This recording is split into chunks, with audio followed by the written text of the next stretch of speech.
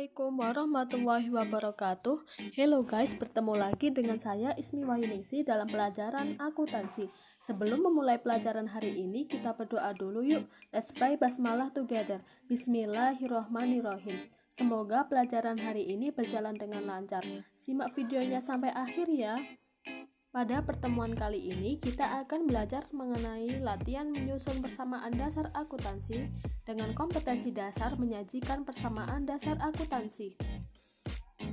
Seperti yang kita pelajari pada pertemuan sebelumnya, persamaan dasar akuntansi yaitu aktiva sama dengan pasiva, atau bisa diturunkan rumusnya menjadi harta sama dengan utang ditambah modal, atau bisa lagi diturunkan menjadi harta sama dengan utang ditambah modal. Modal terdiri dari yaitu pendapatan dikurangi dengan beban, tapi kita hanya akan membahas harta sama dengan utang ditambah modal dulu ya. Nah, persamaan dasar akuntansi ini harus kita pahami sejak awal, karena ini untuk memudahkan kalian di pelajaran selanjutnya, yaitu tentang jurnal, buku besar, dan lain-lain sampai laporan keuangan. Nah, di sini jika harta itu berasal dari orang lain, maka harta itu sama dengan utang. Jika seluruh harta itu berasal dari pemilik, maka harta sama dengan modal. Sebagai contohnya seperti ini. Jika saya membeli HP, harganya 2 juta. Nah, HP ini merupakan harta. Nah, sedangkan yang 2 juta itu, misalnya 1 jutanya berasal dari saya dan 1 jutanya lagi berasal dari orang tua saya. Maka, yang 1 juta itu masuk ke modal saya, dan yang 1 jutanya lagi masuk ke dalam utang. Nah, jika seluruh harta itu berasal dari pemilik, maka HP itu berupa harta dan 2 juta yang milik saya semua itu merupakan modal pemilik semuanya. Mari kita membahas soal. Pak Dwi mendirikan bengkel motor Sun Motor. Di bawah ini adalah transaksi yang terjadi selama bulan Juni 2021. Transaksi tanggal 1. Dwi menyetorkan uang tunai sebesar 50.000 dan peralatan senilai 30.000 sebagai modal awal. Transaksi tanggal 2, meminjam uang kepada bank sebesar 20.000. Transaksi tanggal 3, membeli perlengkapan seharga 15.000 secara tunai. Transaksi tanggal 4, membeli peralatan seharga 20.000 pada toko Alibaba, tapi baru dibayar 5.000. Transaksi tanggal 5, Dwi mengambil uang kas untuk kepentingan pribadinya sebesar 3.000. Transaksi tanggal 6, menerima pendapatan bengkel sebesar 20.000. Transaksi tanggal 7, membayar gaji pegawai sebesar 10.000. Transaksi tanggal 8, melunasi sebagian utangnya pada toko Alibaba sebesar 10.000. Transaksi tanggal 9, telah diselesaikan jasa reparasi mobil dengan harga jasa 10.000, tapi baru diterima minggu depan. Transaksi tanggal 10, perlengkapan yang telah digunakan sebesar 5.000. Transaksi tanggal 11, peralatan disusutkan sebesar 10%. Buatlah persamaan dasar akuntansinya. Nah, silahkan di buku kalian setelah menulis soal tadi, transaksi tanggal 1 sampai 11, buatlah tabel seperti ini ya. Ditulis terlebih dahulu di sini. Judulnya ditulis dulu, Sun Motor, persamaan dasar akuntansi ya ditulis. Lalu ada kolom tanggal, kolom kas, piutang, perlengkapan, peralatan yang masuk ke harta ya. Lalu ada kolom utang, modal, dan keterangan. Nah, setelah ini, kalau sudah kalian buat tabelnya seperti ini, akan kita bahas satu persatu. Nah, kita bahas satu persatu analisis transaksinya ya. Analisis ini tidak perlu kalian catat, karena ini hanya untuk membantu kalian dalam mengisi tabel yang sudah kalian buat. Transaksi tanggal 1, Dwi menyetorkan uang tunai sebesar 50.000 dan peralatan senilai 30.000 sebagai modal awal. Nah, setelah kan tadi kita sudah membuat tabel seperti ini, kita isi ya. Transaksi tanggal 1 menyetorkan uang tunai sebesar 50.000. Berarti di sini tanggalnya diisi tanggal 1, kasnya bertambah senilai 50.000 dan peralatan senilai 30.000 ya. Lalu dicatat sebagai modal awal sebesar 80.000. 80.000 dari mana? Yaitu berupa kas dan berupa peralatan 50.000 dan 30.000. Selanjutnya, transaksi tanggal 2, meminjam uang kepada bank sebesar 20.000. Nah, di sini kita isi meminjam uang kepada bank, berarti kasnya bertambah tanggal 2 senilai 20.000 dan utang juga bertambah senilai 20.000. Setelah kita catat, baru kita jumlahkan berapa sih total kasnya. 50.000 ditambah 20.000 yaitu 70.000. Peralatannya masih tetap 30.000. Utangnya bertambah, yang tadinya 0 menjadi 20.000. Modalnya masih tetap 80.000 ya. Caranya dijumlahkannya ke bawah ya. Lalu selanjutnya, transaksi tanggal 3, membeli perlengkapan seharga 15.000 secara tunai. Nah, di sini membeli perlengkapan berarti kasnya kita berkurang ya. Kalau kas berkurang diberi tanda kurung sebesar 15.000 karena secara tunai, dan perlengkapan kita bertambah senilai 15.000. Lalu kita jumlahkan ke bawah. 70.000 dikurangi 15.000 pada kasnya ya, berarti sisanya tinggal 55.000. Perlengkapan 15.000, peralatan 30.000, utangnya 20.000 dan modalnya 80.000. Transaksi tanggal 4, membeli peralatan seharga 20.000 pada toko Alibaba tapi baru dibayar 5.000. Membeli peralatan berarti peralatannya kita bertambah ya senilai 20.000. Nah, tapi baru dibayar 5.000, berarti kas kita keluar senilai 5.000 diberi tanda kurung. Nah, sisanya masuk ke apa? Sisanya akan masuk ke utang senilai 15.000. Nah, kalian tahu nggak sih apa perbedaan perlengkapan dan peralatan? Kalau perlengkapan itu manfaatnya kurang dari 1 tahun. Kalau peralatan masa manfaatnya itu lebih dari 1 tahun. Sebagai contoh, kalian setiap hari mandi, mencuci dan lain-lain enggak? Pasti iya kan? Nah, kalau seperti pasta gigi, terus sampo, sabun, itu kan kurang dari 1 tahun sudah habis. Itu masuk ke perlengkapan. Nah, untuk contohnya peralatan yaitu seperti meja, kursi, almari, pokoknya yang lebih dari 1 tahun. Kasnya kita jumlahkan 55.000 dikurangi 5.000 sama dengan 50.000. Lalu perlengkapannya kita jumlahkan ke bawah 15.000 ya. Lalu peralatan 30.000 ditambah dengan 20.000 menjadi 50.000. Utang yang tadinya 20.000 ditambah 15.000 menjadi 35.000 dan modal masih tetap 80.000. Transaksi selanjutnya, Dwi mengambil uang kas untuk kepentingan pribadinya sebesar 3.000. Ya, transaksi tanggal 5 mengambil uang kas, berarti kas berkurang senilai 3.000 untuk kepentingan pribadinya, berarti modal berkurang senilai 3.000 dengan keterangannya prive.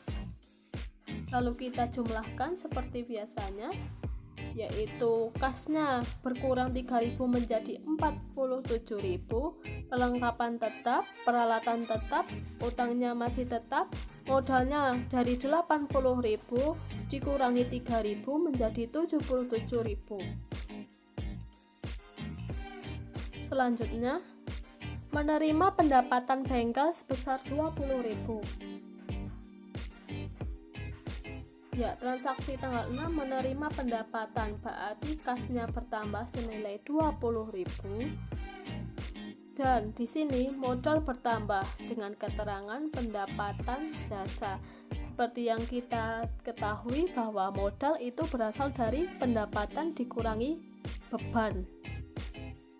Jadi di sini memungkinkan ya, di kolom keterangan ini memungkinkan ada komponen yang dapat menambah atau mengurangi modal seperti price, pendapatan, beban ya, dicatat di kolom keterangan.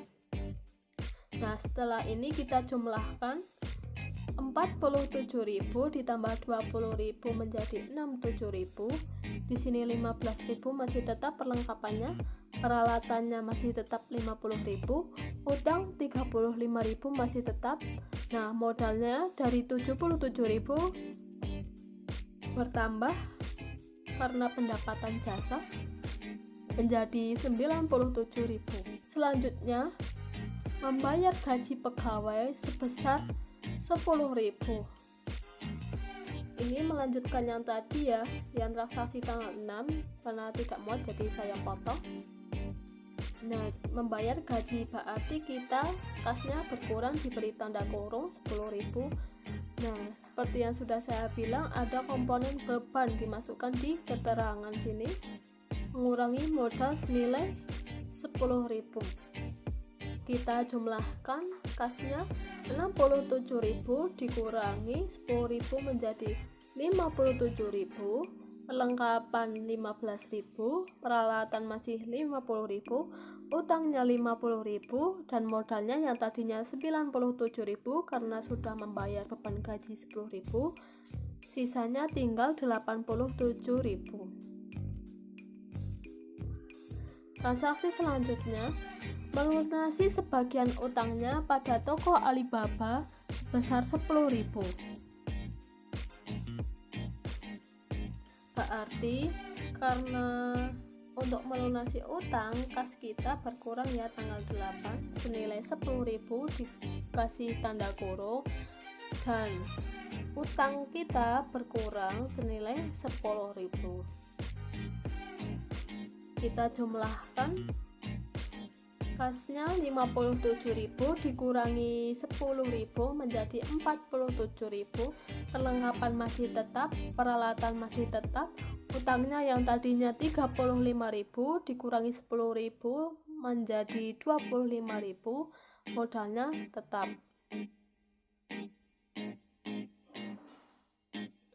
Tanggal 9 telah diselesaikan jasa reparasi mobil dengan harga jasa 10.000, tapi baru diterima minggu depan. Nah, kita menerima jasa reparasi. Seharusnya kan kalau misalnya menerima jasa reparasi, kita kan menerima uang tunai ya. Akan tetapi ini baru diterimanya minggu depan, maka kita catat sebagai piutang. Lalu di sini akan menambah modal ya, karena kita catat sebagai pendapatan jasa. Lalu kita jumlahkan, kasnya masih tetap 47.000, piutang bertambah 10.000, perlengkapan tetap 15.000, peralatan masih tetap 50.000, utangnya masih tetap 25.000, dan modalnya bertambah ya, yang tadinya 87.000 bertambah 10.000 karena pendapatan kita, sehingga modalnya menjadi 97.000. Transaksi tanggal 10, perlengkapan yang telah digunakan sebesar 5.000.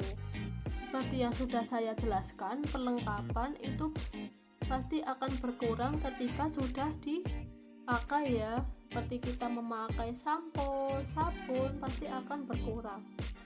Nah, sehingga di sini perlengkapan dikurangi, diberi tanda kurung senilai 5.000, dan modal kita berkurang senilai 5.000. Setelah itu kita jumlahkan, kasnya masih tetap 47.000, piutangnya masih tetap 10.000, perlengkapan yang tadinya 15.000 kita pakai senilai 5.000, sehingga sisanya 10.000. Peralatan masih tetap 50.000, utangnya 25.000, dan modalnya berkurang ya, sehingga menjadi 92.000.